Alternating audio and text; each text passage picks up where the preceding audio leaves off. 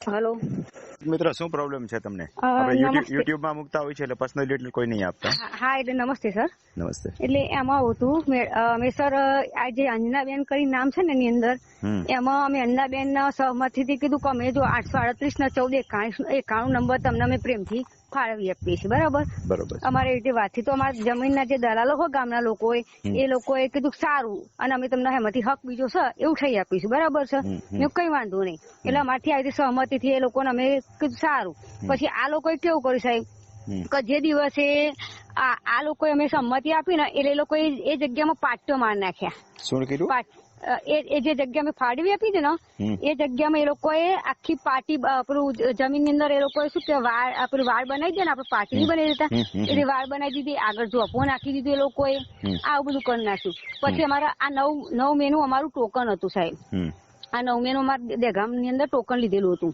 એટલે એ દિવસ અમારે કેવું હતું કે અમારે એક બાજુ હક ઉઠાવવાનો હતો અને એક બાજુ એ લોકો અમારો એમના દસ્તાવેજ કરી આવ્યો કે 8/38/14 પછી એ લોકોએ શું કર્યું, અમારે જયારે બધું સહી એકબીજાની થઈ ગઈ સંમતિની પછી સબ રજિસ્ટ્રારે અમને અંદર બોલાયા. તો અમારે પેલા સાહેબ અમારો જે વકીલ રોકેલો હતો એ વકીલ કે આપડે બેન પેલા હક ઉઠાવવાનું આપણું ટોકન છે તો તમે અંદર આવી જાઓ. એમાં મારા ભાવના બેન કરીને છે ને એ મારા ફોઈ થાય અને જન્ના બેન છે એ આપડી બીજી પાર્ટી છે આપડી અંદરની.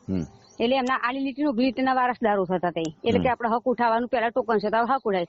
તો જેવા અંદર ગયા એટલે પેલા જે રજિસ્ટ્રાર હતો એ શું કહેવા માંડ્યો કે બેન તમે 12-15 નો પૈકી દસ્તાવેજ 8 તારીખે તમે કરી ગયા છો તો તમે કઈ રીતની હવે તમે 9 તારીખે હક ઉઠાવવા આવ્યા છો. એટલે આવું એટલે અમારા વકીલ કે ચીટિંગ કરો છો તમે લોકો. બરાબર. આ ચીટર કરી કે તમે કે પેલું લોકોને ગામની નજરમાં તમે બતાવ્યો 8/38/14 એમાં તમે અત્યારે કબજો પણ લેવા કોશિશ કરી.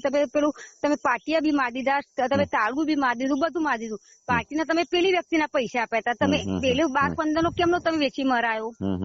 એટલે આ પ્રશ્ન બન્યો સાહેબ મારો. એટલે શરત ચૂક થઈ ગઈ. એક જગ્યાનો દસ્તાવેજ ભૂલથી બીજામાં વેચાઈ ગયો. એટલે એ બેને આ દલાલો ભેગા થઈને શું કર્યું સર કે જે આપણે વેચવા જે કાઢી હતી એ જગ્યા લોકો નજરમાં આવી એવું થઈ ગયું સાબિત. અને જે જગ્યા 12-15 ની કોઈ ગણતરી જ નથી એનો પૈકી દસ્તાવેજ આ લોકોએ કરાવી કાઢ્યો. એટલે આમાં ફસાય અમે કઈ રીતના જો એ પેમેન્ટ જે લોકોએ પેલા લોકોએ એ પાર્ટીને આપ્યું હોય. હવે આ લોકો શું કેવું છે કે મને તમે દસ્તાવેજ કરી આપો. મેં કહું હું કઈ રીતનું દસ્તાવેજ, કારણ કે એને ઓલરેડી 4 વીઘાનો 12-15 માં તો ઘસાઈ કાઢ્યો પૈકી દસ્તાવેજ. બરાબર છે. તો હું તમને 4 વીઘાનો દસ્તાવેજ ના કરી આપું ને કીધું હું તમને. બરોબર છે. એટલે અમે વકીલ ના ગયા તો વકીલે અમને દાવ મુકાવડાયો અત્યારે હાલ તો. પછી દાવ મૂક્યો અત્યારે હાલ અને મને હુકમનો બનેનો કેસ ચાલે છે. પેલા લોકો હજુ અમને કે છે મેં કોઈ પૈસા આલો કે તમારે પૈસા ભરી આવો આમ છે તેમ છે. હજુ કબજે એમની જોડે પાટ્યો બાંધી રાખે. મેં કહું એમાં મારું શું માટો, તારે જે પેમેન્ટ આપી છે તું લઈ લે મને છૂટી કરી દે. કઈ ચિંતા ન કરો. જે કેસ દાખલ થયો છે એની પીડીએફ મને મોકલો. વાંચ્યા પછી ટેકનિકલ પરિસ્થિતિ શું છે હું તમને કહીશ.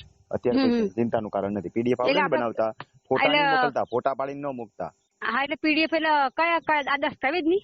દસ્તાવેજની મારે જરૂર જ નથી. જે કેસ દાખલ થયો છે ને એ કેસ ની મૂકો. આધારજી ને એવું નાખી એની આપડી જે કઈ કેસ દાખલ થયેલો છે ને કેસ પેપર જે કહેવાય એ મૂકજો. હા એ તો વકીલ જોડે છે. મારી જોડે તો હાલમાં નહીં. એ બધું કશું આપણે લીધું નહીં. પણ વકીલે દાવો મૂક્યો ને લઈ લેવાય. આપણે કઈ પણ કેસ દાખલ કરીએ એટલે એની એક નકલ આપણી પાસે હોવી જ જોઈએ. હોવી જોઈએ. પ્રક્રિયા થાય બધી પ્રક્રિયાની એક નકલ આપણી પાસે રખાય. બરાબર. હા એટલે આપણે લીધી નથી એમની જોડે. એટલે ભલે ભલે. હા થેન્ક યુ સર.